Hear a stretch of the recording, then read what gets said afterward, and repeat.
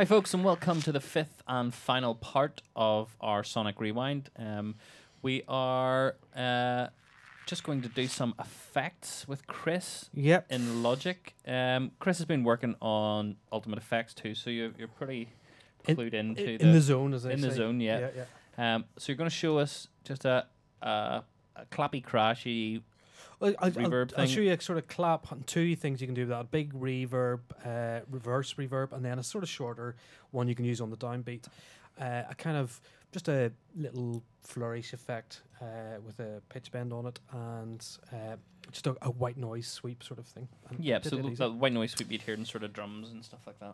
We're going to do this in Logic, and part of the reason is we're also showing you that talking to Island Bluestone and Meyer, they've collaborated with a lot of people on Fruity Loops, on Ableton, on Logic, and it's kind of showing you how the real world collaboration. There hasn't been that really great program as yet. We think Bitwig and Homeboys might have this collaborative sort of DAW. And we're also testing out at the minute some project file translation software, so we'll be doing a video on that at some point once we sort of get it together. But it can theoretically transfer a Logic project to an Ableton project, a Cubase project. And the keyword there, theoretically. Yeah, I don't think it does plugins and stuff. It's mainly the audio files. But just if you know you're bouncing stuff down and wanted to send it out with all the parts in the right places, you know, you could do something like that. I mean, that saves you an art start of the project. But in the meantime, these guys are just Dropboxing audio files, tweaking them, sending them back. So we thought we'd try that. So let's go to Logic. And Phil has dropped the file here. He's just rendered out a quick loop. And I'm just going to quickly look at some effects for it. Now I've opened up EXS24, our Trance Clap kit, and selected 3 claps. So this one, and that's a nice sort of sharp one to cut through. Yeah, that'll hit the top of the reverb and give some nice brightness. It was the top end of this I loved. And I think we're using that in our snares, so it's going to be used in the reverb as well, in the reverse. First thing I'm going to put on an EQ, our new Logic EQs. I'm just going to sweep out some of the lows here.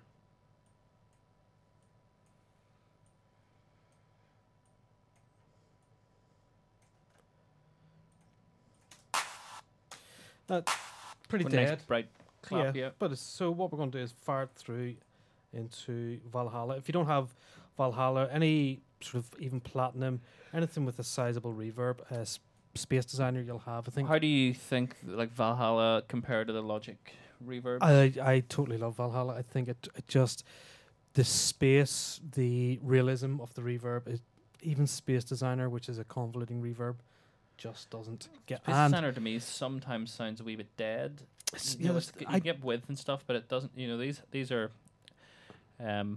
If truth be told, I would still probably go to Platinum reverb over Space Designer, and one of the other reasons is again with Logic, Valhalla, to quickly get some things going. There's a few, very simple start knobs there that you can twist. Yeah, and if you the presets are great as well. The presets are good. I mean, if you go to where's reverbs?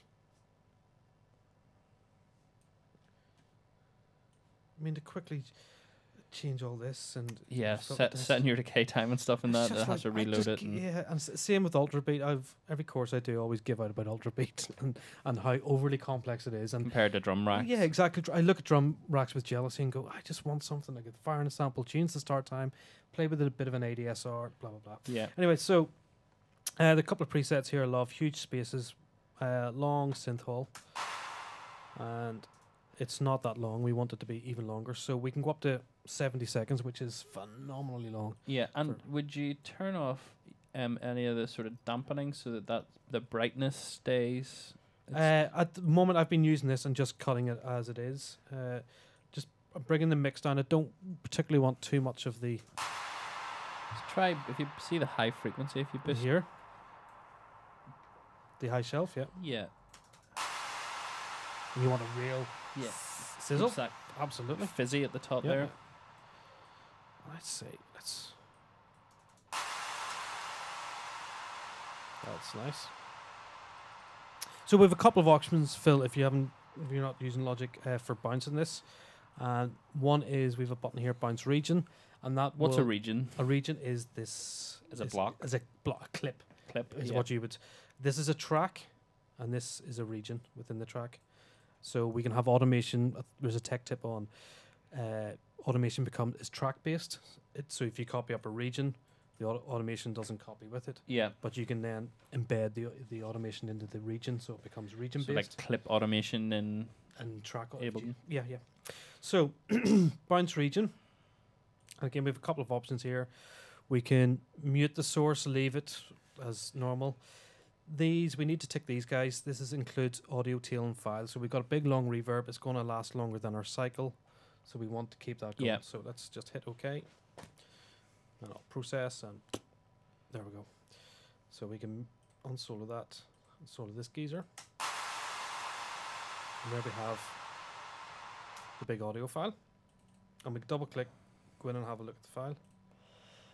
And when this is going to be thrown into the track, there's probably going to be sidechaining on it. If in that arty track that was mentioned on our forums, it sounded almost like the reverb was almost like constant level, like it was compressed and just sitting there. It almost felt like there was a loop on it. It was a Matt Zoe Lucid Dreams track, I think it was. So, and we're going to try and recreate something. We'll have a little bit of a tail and not as much, but you could go in then and loop the sort of compress it. Compress the sidechain it. So what I've done, I've trimmed it, and you can see here, this is the end of the audio file. Yeah. We're just going to trim that up, get rid of it. That was wrong.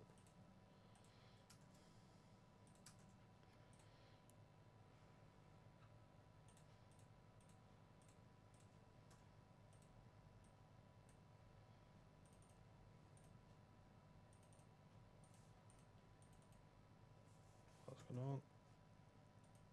Fuck's sake. Sorry, it's highlighted at the end. And you can't undo it. Okay.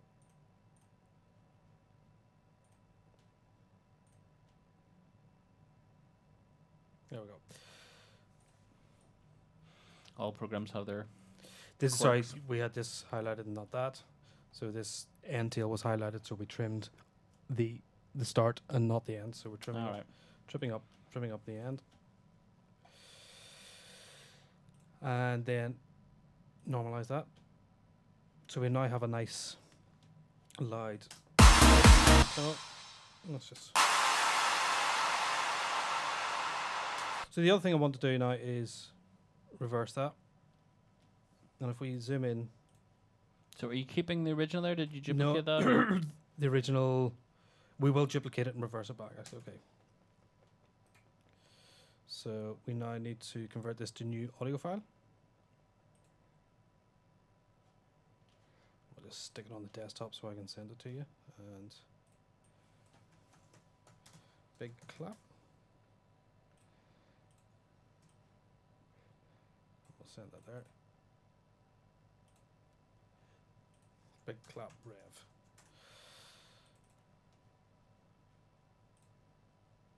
So let's reverse that. And what I want to do is trim off this end bit. So we'll. And that's because the clap will almost be dry at the end. There, you get a and it's taken up a lot of the headroom. If you can see here that, this is taken up. This is the original. You just really want that reverb. You're not really looking for the. So we can normalize this. Now you get a much louder. No, it's not already normalized. Did you do the trim there on it? No, there you go. And then pull this. And the last thing I want to do within here is sort of scroll back from here and do a fade in. So we're going from 0, so we don't. We have it's a nice, neat audio file. We'll have a listen through that.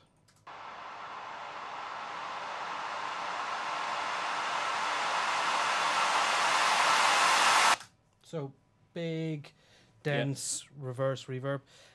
Can add, as you say, it's probably stereo enough coming out of a reverb, but we'll we'll add a little dab more in a sample delay. And that helps as well, sort of push the effects out to the sides as opposed to center them. Yeah, it just attracts your ear a little bit. It just sort of says, oh, there's something going on here. Let's have a listen to the bottom end, see if we need to... Let's filter some of that out. So into the lovely new Logic EQs.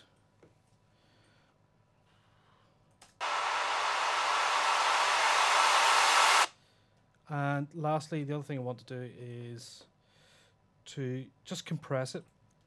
So we're just squeezing, trying to make it a little bit more dense. So let's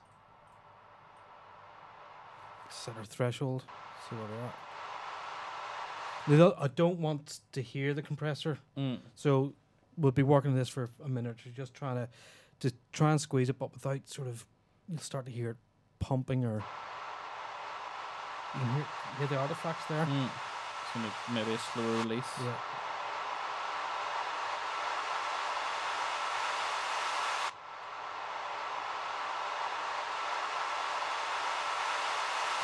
And is that just so that you get more of it in the mix? Yeah, yes. We're literally compressing it to make it just a bit more denser and stuff.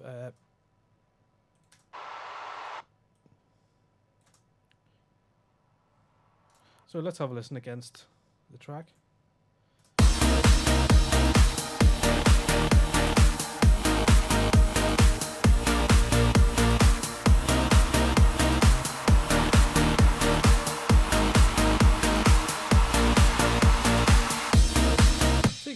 They're just a nice simple sweep up. The other thing you could put on that is a bandpass. If we quickly, to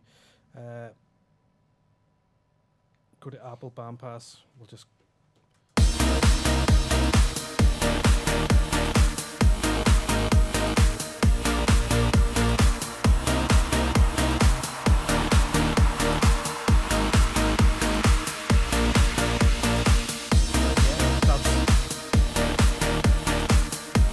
Gives that. So there's a nice sweep up. We've got our sort of crash down as well. Yeah, I was going to say you can then use this as your crash down. And what you could do again is kind of make that shorter. Go in Apple Edit, so you select it all, and then do a fade out. So it fades over. It's a bit of a shorter one now. Yep.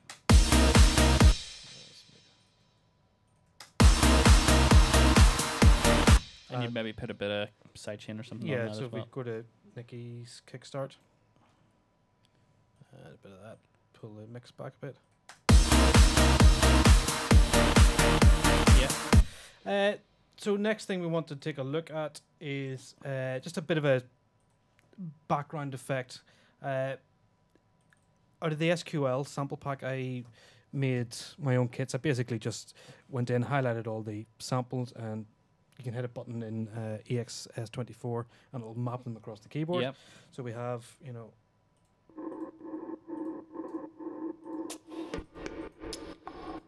all these little hits. And as I said, I don't like Space Designer, but to prove me kind of wrong, I've used Space Designer. And it's just a long reverb in the large spaces, indoor spaces. And what are these sort of sounds used for? Just in breakdowns, just to give atmospheres? Even at the start, it's just a sort of, it's a production technique, it's a production thing, it's sort of. So I just selected this little sound here because it's nice top end, it'll catch the reverb and it sounds cavey. Yeah, sounds nicely. So like a water drop in a cave. I've put it in just prior to a beat, so it's subtle. It's not supposed to stand out. It's ear candy, spot effect. That's exactly what ear candy. So again, we got a bit of compression over it just to catch it, and a bit of kickstart then to add a bit of sidechain, and I'll change it to that.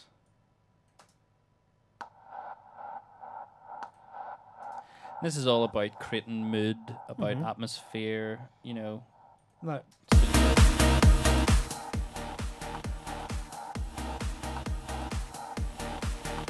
Now what I want to do is, especially in bits where, at the start where the drums are quite sparse. That's exactly. Whereas it's at the start, it's to sort of say, "Oh, this sounds interesting and clever," and possibly in breakdowns, but when stuff's lower, you're just hearing those wee elements. So we'll go back to the bounce regions. We'll take off the tail because I only want this 2-bar loop here. And you would actually keep that as a loop then, would you? So now, Yeah. This is a.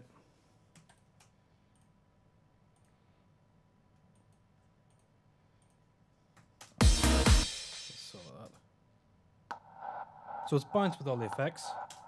But what I want to do is just to try and make it more interesting. On the last half, we're lucky to have this in Logic, this fade tool. And what's that? You're fading the. Sorry. Are you fading the pitch or fading? I'm gonna, if you draw your fade in. Yeah. Sorry. Let me just. So we're going across the last half bar. If you right click then, and we do slow down, and it'll do a tape, like a tape stop. So that's pretty handy.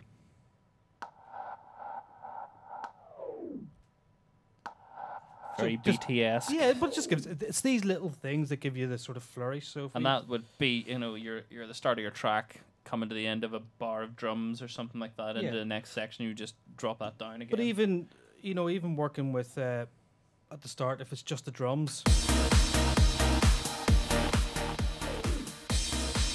Yeah. It's kind of interesting. So what I would need to do there is, again, bounce that region.